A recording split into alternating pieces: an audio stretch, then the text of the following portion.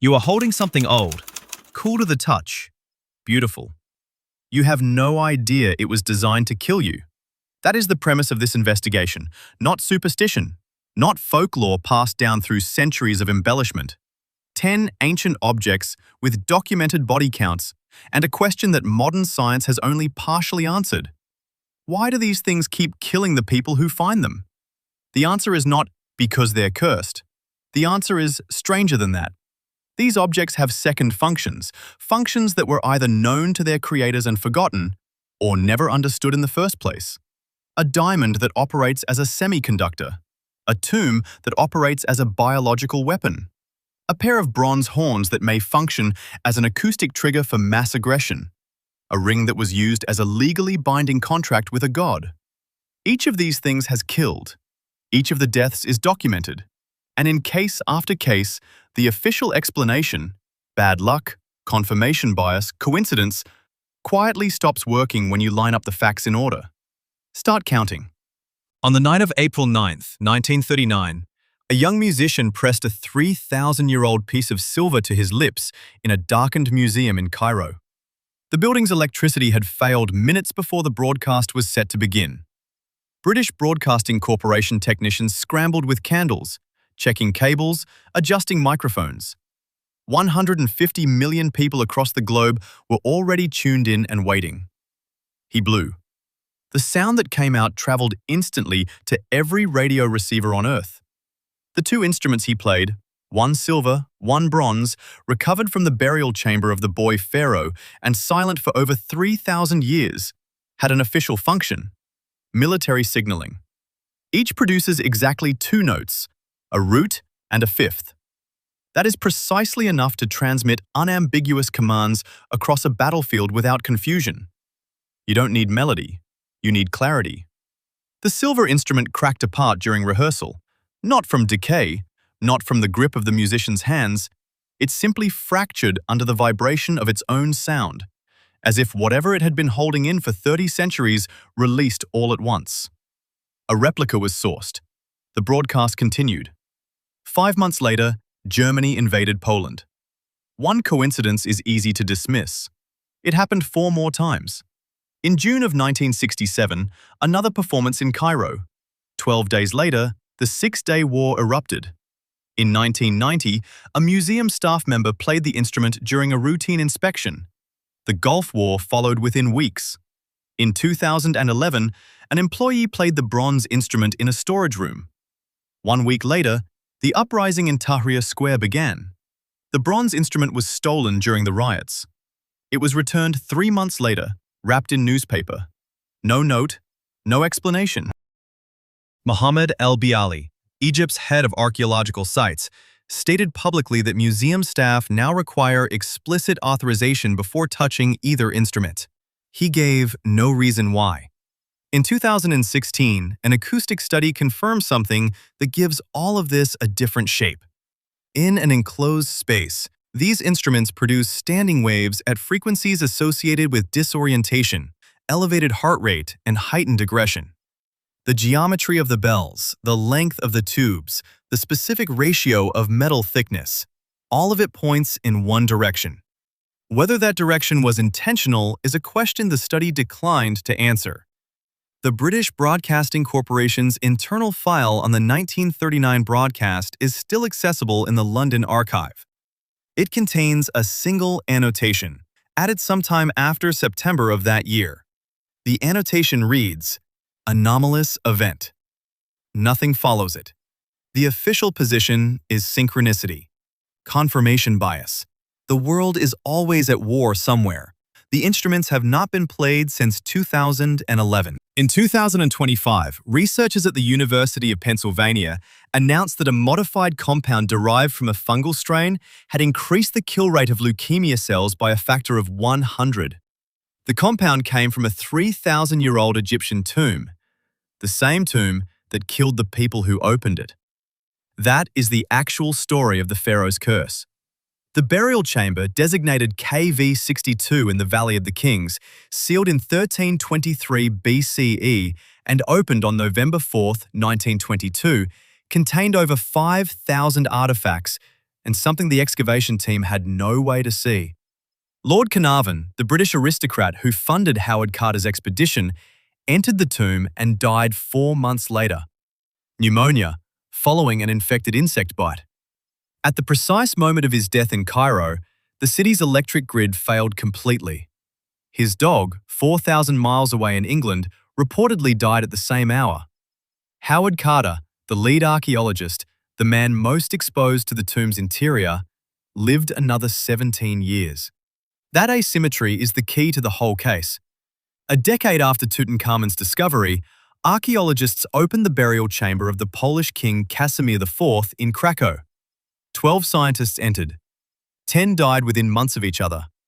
The cause identified retrospectively Aspergillus flavus, a soil fungus that in sealed, oxygen-deprived environments produces aflatoxins, compounds that cause liver failure, pulmonary edema, and immune collapse.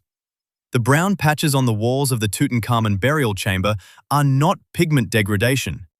They are 3,000-year-old bacterial colonies, still metabolically active when Carter's team entered in 1922, feeding on the oil, linen, and organic food offerings sealed inside for 32 centuries. Howard Carter was a heavy smoker. Tobacco use, counterintuitively, appears to suppress certain immune pathways that aflatoxins exploit in non-smokers. Lord Carnarvon did not smoke. The correlation held for multiple team members. The mainstream explanation is coherent. The curse is a fungal bloom. The deaths are not mysterious, they are biological. And this explanation would close the case entirely, except for what happened next. The same Aspergillus flavus strain, extracted from the tomb's wall samples and studied for decades in university laboratories, was found to selectively target leukemia cells when its molecular structure is modified at the ribotoxin level. The pathogen that collapsed Lord Carnarvon's respiratory system is being engineered to save the lives of blood cancer patients. What Egyptian archaeologists have debated since this discovery is whether the concentration of organic material in the sealed chamber was accidental preservation or deliberate design. The tomb was packed with far more organic matter than any ritual requirement would explain. Food, floral offerings, mummification oils, linen. Enough to sustain a microbial ecosystem for 3,000 years. No investigation into this question has been formally commissioned. He was found face down in a glacier, and the first hikers who spotted him assumed they were looking at a recent accident victim. The call to police in September of 1991 brought investigators to the Utztal Alps on the Italian-Austrian border, where they found a man approximately 45 years old, frozen since roughly 3300 BCE. He had been murdered. An arrowhead had severed his subclavian artery. He bled out in minutes. The arrowhead was still inside his shoulder when researchers removed him from the ice. He is called Ötzi. He is the most analyzed human being who has ever existed. In 30 years of study, the findings have accumulated into something that strains the standard narrative of Stone Age life considerably. 61 tattoos on his skin. Not artistic. Positioned with less than 3 centimeters of variance over the acupuncture points used in modern Chinese and Tibetan medicine to treat lower back pain, joint degeneration, and gastrointestinal disorders. All 3 of which Ötzi demonstrably suffered from. The tattoos were made by rubbing charcoal into precise incisions. This is a therapeutic technique. It predates the first documented acupuncture records in China by 2,000 years. In his equipment, a bracket fungus from birch trees with established anti-parasitic and antibiotic properties. Ötzi had intestinal parasites. He was treating them with precision in 3300 BCE in the Alps. His copper axe had a purity of 99.7%. That requires controlled smelting technology we have no other record of for this period in Alpine Europe. Now the list. Helmut Simon, the man who found Ötzi, fell to his death in the same Alps in 2003. He was an experienced mountaineer. Rainer Henn, the forensic pathologist who placed Ötzi in a body bag during initial recovery, died in a car crash 6 months after the discovery. Kurt Fritz, the mountain guide who led the body down from the ridge, was killed in an avalanche the following year. Konrad Spindler, the first scientist to publicly analyze and identify the mummy, died of multiple sclerosis at 61. A documentary filmmaker covering the investigation died of a brain tumor. A gendarmerie investigator died of a heart attack. A museum official connected to the transfer process died in unexplained circumstances. 7 names. 13 years. The deaths themselves are not the strange part. Mountains are dangerous. Scientists have car accidents. People die. What's unusual is the timing. Every person in this sequence died within months, sometimes weeks, of a documented moment of direct contact. Hin placed him in the body bag and was killed in a car crash 6 months later. Simon climbed the same ridge again 12 years after the discovery and didn't come back. Read the deaths separately and nothing seems wrong. Read them as a sequence and the math becomes uncomfortable. The South Tyrol Museum of Archaeology lists each cause of death separately in their official documentation: accident, illness, natural causes. The museum has never published a list of all 7 together. Meanwhile, the mummy himself lies in a refrigerated chamber at -6 degrees Celsius. His last meal has been reconstructed from stomach contents: red deer, ibex, einkorn wheat, sloe berries. He ate well, less than an hour before the arrow hit. He was not running when it struck. He was resting. Begin with what we know. In the summer of 1993, archaeologist Natalia Polosmak was excavating a burial mound on the Ukok Plateau in the Altai Mountains of southern Russia. At 2 meters depth, her team struck a layer of ice. Under the ice was a coffin of larch. Inside the coffin was a woman, preserved in extraordinary condition, dead for 2,500 years. She was buried with 6 horses, fully saddled and equipped, a pouch of cannabis, a bronze mirror of Chinese manufacture, food prepared for a long journey, and a silk blouse that came from India. The Silk Road, the network connecting East Asia to the Mediterranean, was not established according to standard historical consensus until the 2nd century BCE. This woman was buried in the 5th century BCE, 3 centuries earlier, in a region as remote as any on the continent. Indian silk on an Altai plateau, 300 years before we say the road existed. Either someone is wrong about the dates, or there was a network connecting Siberia to the Indian subcontinent that we haven't fully traced yet. Now add the medical file. Magnetic resonance imaging scans of the mummy conducted in 2012 revealed she had breast cancer in its terminal stage. The cannabis in her burial pouch was not ceremonial. Analysis by the Siberian branch of the Russian Academy of Sciences identified its composition as consistent with systematic pain management, the kind of dosing that implies knowledge of therapeutic thresholds, not casual use. She was managing terminal cancer pain with calibrated doses of cannabis. 2,500 years ago, in the mountains of Siberia. Consider what that requires. Not just knowledge of the compound, but knowledge of dosing. The gap between relief and incapacitation, the threshold that separates medicine from poison. That is not folk knowledge. That is a developed pharmacological practice. Where she acquired it and who taught her has never been traced. Traces of mercury and copper were found in her lung tissue. She was inhaling a compound that combined those 2 metals as part of a regular practice. The same combination appears in Altaic shamanic traditions as a method of inducing altered perceptual states. Her skull had been opened after death, the brain removed and replaced with a mixture of herbs, animal fur, and pine resin. Someone performed cranial balsaming on her corpse with considerable anatomical knowledge. She was preserved with intention and care. The Altai people of the region identify her as a guardian figure, keeper of the mountain pass. When she was removed from the plateau in 1993, their community began formally petitioning for her return. In 2003, a magnitude 7.3 earthquake struck the Altai region.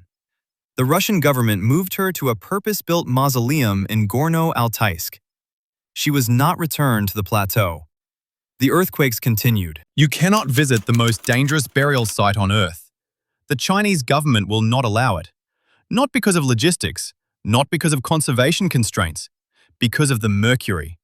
The tomb of Qin Shi Huang, who unified China in 221 BCE and became its first emperor, sits beneath a hill in Shaanxi province, 47 meters underground. The historian Sima Qian, writing 1 century after the emperor's death, described its interior. A replica of the empire, complete with rivers of mercury flowing through channels by mechanical means with a ceiling of pearls representing stars. Above a terracotta army of 8,000 soldiers. Soil samples taken above the burial mound in 1981 measured mercury concentration at 1,500 parts per billion. The safe environmental limit is 30 parts per billion. The contaminated areas are not uniformly distributed. When mapped, the high concentration zones form a precise pattern. They correspond to the locations of China's major rivers as they existed in 221 BCE. The Yangtze, the Yellow River, the Wei. The tomb contains a geographic model of the empire's hydraulic infrastructure, reproduced in 100 metric tons of liquid metal beneath a hill in Shaanxi. Qin Shi Huang died in 210 BCE, almost certainly from mercury poisoning. He had been consuming what his court alchemists labeled pills of immortality. The pills contained mercury. The man who filled his tomb with 100 metric tons of liquid metal died drinking it by the gram. The central burial chamber remains intact and unopened. In 2003, the Chinese government denied a request from Japanese researchers to drill a test bore through the outer mound. In 2015, a second request was denied. No public explanation was offered for either decision. The drainage system surrounding the mound, a clay dam with underground channels designed to prevent water table contamination, is still functioning. It has functioned for 2,200 years without human maintenance. The engineers who designed it are not named in any record. Their identities, like the contents of the mound itself, were sealed inside. In 1929, a British archaeologist named Mortimer Wheeler, excavating a temple site at Lydney Park in Gloucestershire, needed help with an unusual linguistic problem. A lead tablet found at the dig contained a dedication to a god whose name Wheeler could not definitively identify.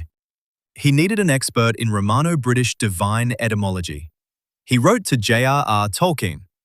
What Tolkien was consulted on was the grammar of a curse, a formal curse inscribed in 4th century Latin on a lead sheet approximately 15 centimeters long.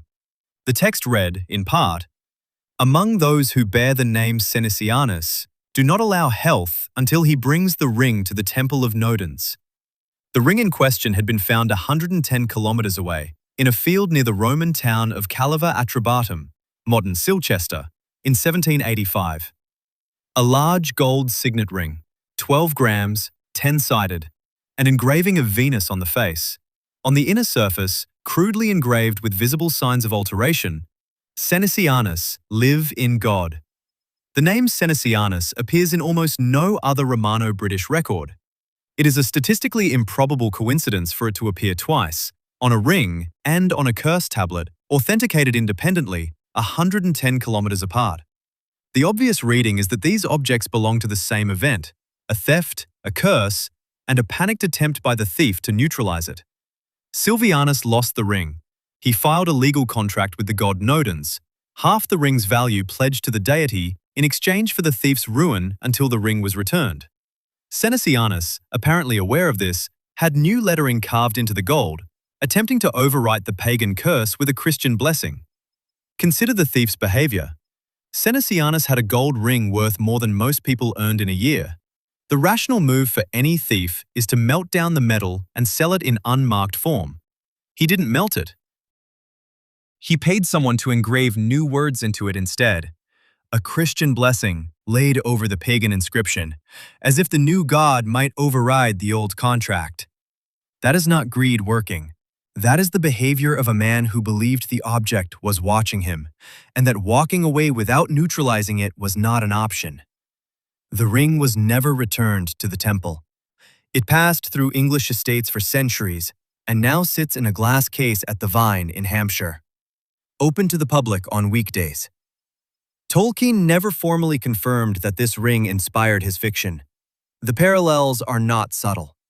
A cursed golden object, a thief who cannot escape it, a supernatural contract that cannot be voided by changing the words. The archaeologists at Lydney Park, when asked repeatedly since the 1960s, give the same answer. It is an interesting coincidence. 3 men knew where it was. 3 men died before they could say. Alfred Rode, director of the Königsberg Museum in East Prussia, the last documented custodian of the object, was arrested by Soviet intelligence in January 1946. He died before his interrogation could begin. Typhus, according to official records. His wife died 2 days later from the same cause. No autopsy was performed on either body. General Ivan Yusupov, the Soviet officer assigned to locate the object after the war, died in a car accident. His files were sealed by the state security apparatus. Georg Stein, a West German civilian investigator who spent decades tracking the trail through Cold War archives and former German officer interviews, was found in a Bavarian forest in 1987. He had been stabbed with his own scalpel. What they were all looking for was the Amber Room. Created in 1701 for the Prussian king Frederick I, the room was constructed from 6 metric tons of amber panels, backed with gold foil and inlaid with mirrors and gemstones. Given to Peter the Great of Russia as a diplomatic gift in 1716, it took 18 specialists 11 years to install it in the Catherine Palace at Tsarskoye Selo. It was called the 8th wonder of the world. In September 1941, a German technical team dismantled it in 36 hours. 27 crates were shipped east to Königsberg. And then, in the final chaos of April 1945, the crates vanished. The official theory: the room burned when British bombers firebombed Königsberg. Amber burns slowly and leaves a distinctive chemical signature in ash. Forensic analysis of the castle rubble has never produced that signature. In 2025, Polish researchers received governmental authorization to drill into a sealed bunker complex near Gemiani, acting on statements made decades earlier by Erich Koch, the Nazi regional administrator of East Prussia, before his death in a Polish prison. The drilling is ongoing. What is absent from public statements about the search is what German technical logs from September 1941 recorded when the panels were dismantled. Certain panels had been modified, a cavity approximately 3 centimeters deep running behind specific sections. The logs described the contents as administrative documents. Those logs were classified by Soviet intelligence in 1946. They were partially declassified in 2007. The partial declassification describes the contents as of strategic value. It does not say what they were. Funding dried up for independent investigations through the 1990s. Several key witnesses died before formal testimony could be recorded. The most promising leads were sealed into national archives that require governmental authorization to access. The people who knew the answer kept dying before they could give it. Edward Heron Allen was not a man who believed in curses. He was a scientist, a marine biologist, a lawyer, a violinist, and one of the foremost Persian manuscript translators of his generation. A close friend of Oscar Wilde, a man who believed in evidence above all other things. In 1892, someone gave him a stone, an oval gemstone set in silver, engraved with alchemical and astrological symbols. It had been stolen from a temple dedicated to Indra, the Hindu god of war and storms, during the British suppression of the Indian Revolt of 1857. A Colonel Ferris had carried it back to England, gone bankrupt, and fallen gravely ill. His son inherited the stone and the debts. A singer who borrowed the stone from the son reportedly lost her voice permanently and never recovered it. Heron Allen took it. He was going to study it. Within a year, he described the following period of his life as a cascade of misfortunes. He attempted to give the stone to a female friend. Her circumstances deteriorated within months. He took it back. He threw it into the Regent's Canal in London.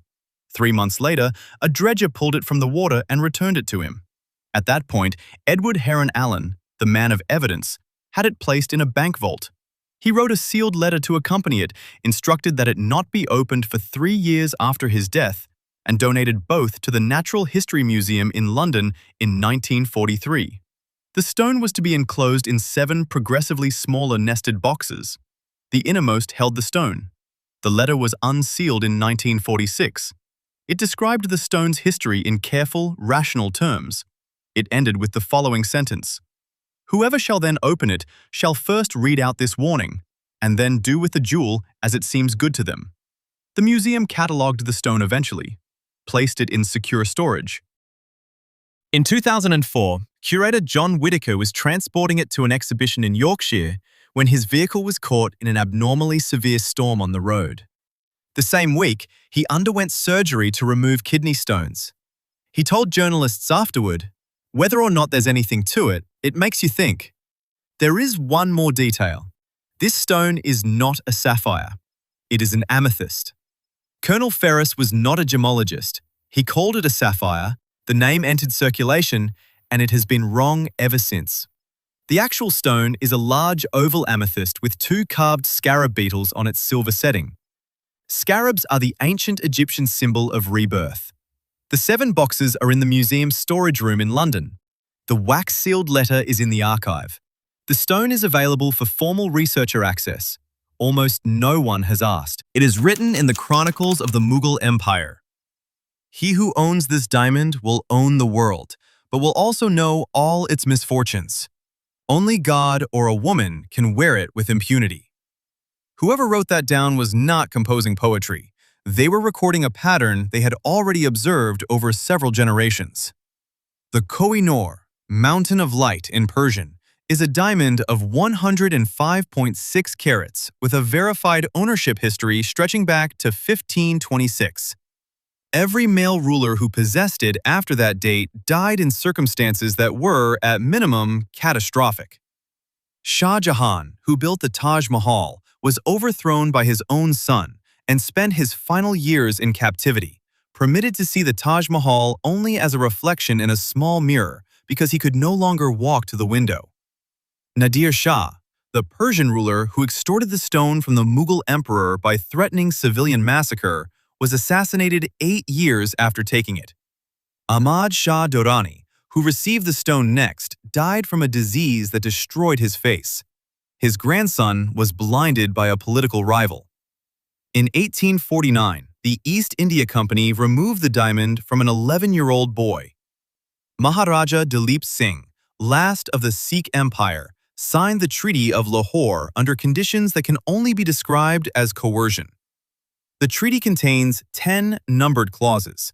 Clause 4 deals exclusively with the Koh-i-Noor. Not grouped with other assets. Not described as jewelry. Named separately. Required separately. Surrendered separately. The stone was not treated in the legal text as a possession. It was treated as a title deed to India itself. The company was dissolved 8 years later after the uprising of 1857. The stone has since been worn only by women of the British royal family. No comparable pattern of catastrophic outcome has followed them.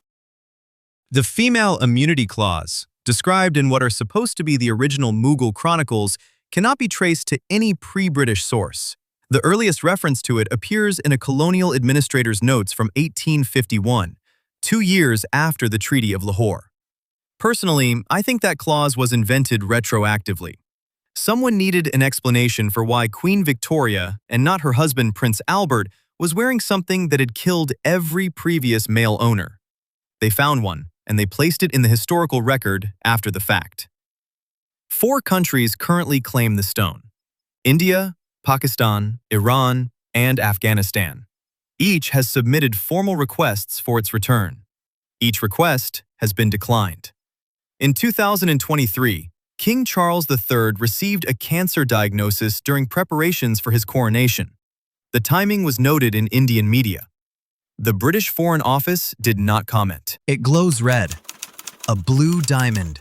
45.52 carats. Behind 3 inches of bulletproof glass in the Smithsonian Institution in Washington, when placed under ultraviolet light, glows with a deep red phosphorescence for approximately 60 seconds after the light source is removed. Not blue, red. The color of blood, the color of fire. For 60 seconds, this stone continues to broadcast after you stop looking at it. This is not mythology. This is physics. The United States Naval Research Laboratory confirmed in 2010 that the Hope Diamond is a natural Type 2b semiconductor, a boron-doped crystal that conducts electricity and heat more efficiently than modern silicon components. The interaction of boron and nitrogen atoms in the crystal lattice produces the red phosphorescence. The boron concentration varies between 0 and 8 parts per million, making this one of the most precisely characterized natural materials ever analyzed. It formed in the Earth's mantle 1.1 billion years ago.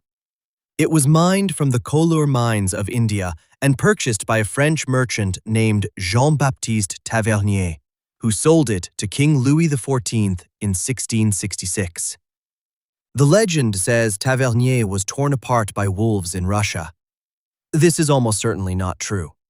It was a story circulated by the jeweler Pierre Cartier when selling the diamond to American socialite Evelyn Walsh McLean in 1910. Cartier understood what he was marketing. The documented record is considerably more uncomfortable than the legend. Marie Antoinette wore the stone. She was executed. Her closest companion, the Princesse de Lamballe, was killed by a mob. The stone disappeared for 20 years during the Revolution, reappeared in London under its current name, and began a new chain of ownership. McLean wore it around Washington for 3 decades and called it her good luck charm. Her son was killed in a car accident. Her daughter died of a drug overdose. Her husband was committed to a psychiatric institution. The Washington Post, which she owned, was sold to cover her debts after her death. In 1958, the jeweler, Harry Winston, donated the diamond to the Smithsonian Institution. He shipped it by standard postal mail. The postal carrier who made the delivery, James Todd, broke his leg in a truck accident shortly afterward. His wife died of a heart attack. His dog died. His house burned down. The red glow lasts 62 seconds on average across multiple laboratory measurements. 62 seconds of red light from a blue stone in a dark room after the lamp cuts out. Someone timed it first. Someone was the first person to hold this stone under a light source and watch it turn the color of blood. A Mughal court official, a French gem merchant, a revolutionary who stripped it from a dead queen's neck. One of them stood in a dark room and watched this happen and had no vocabulary for what they were looking at. A diamond does not glow red, and yet, for 62 seconds, this one does. 11 million people stand in front of it each year. Most of them see a beautiful blue stone and move on. They don't know about the red glow. They don't know what it actually is. The pattern, if you want to call it one, is this. Every object in this investigation was more than what it appeared. A tomb was a biolab. A pair of horns was a weapons system. A diamond was a semiconductor. A ring was a lawsuit. And in every case, the people who approached without understanding what they held paid a price the official record quietly filed under coincidence. The reasons got lost. The mechanisms didn't. Most people encounter this history in museum gift shops, in documentary specials, and move on. They look. They don't ask what the second function was. You stayed until the end. That tells me something. Pick one. Any object on this list. Tell me in the comments what you think its actual function was. Not its official label, its real purpose. The most convincing case gets pinned. And if you want to know about the 3 objects that almost made this list, one of which has been sitting in the basement of a European museum since 1923, cataloged as decorative miscellany, subscribe. That basement is sealed. The catalog number has been redacted from the public index. I'll find it.